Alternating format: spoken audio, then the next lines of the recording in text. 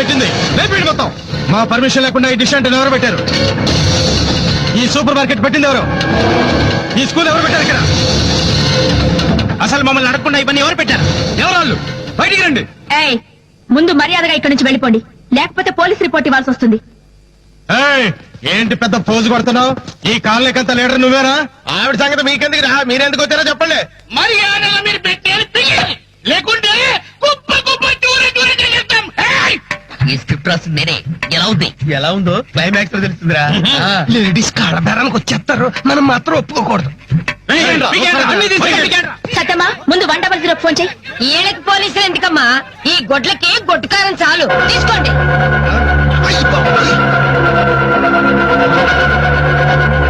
గుడ్డుకారం తీసుకోమ్మా, మీరేం కంగారు పడకండి, మేమున్నాం. ఒరేయ్, మీ దగ్గర కర్రలు ఉంటే మా దగ్గర కారం ఉందిరా. వెళ్ళిపోండి ఇక్కడ నుంచి, లేకపోతే కళ్ళు మండి పేలిపోతే చల్లోసులారా. ఒరేయ్, డబ్బుల పని వదిలిపెట్టి ఇక్కడికి ఎందుకు వచ్చారా? నాటకాలాడుతున్నారా?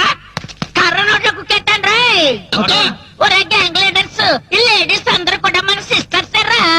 మాకేం తెలుసక్క, ఇదిగో వీళ్ళ మొగుళ్లే డబ్బులిచ్చి ఇవన్నీ పీకేమన్నారు. పోయేవరా? నువ్వు మాకు అక్కవైతే వీళ్ళందరూ మా సిస్టర్స్. సిస్టర్స్, ఈ రోజు నుంచి మా గ్యాంగ్ అంతా మీకు ఫుల్ సెక్యూరిటీ.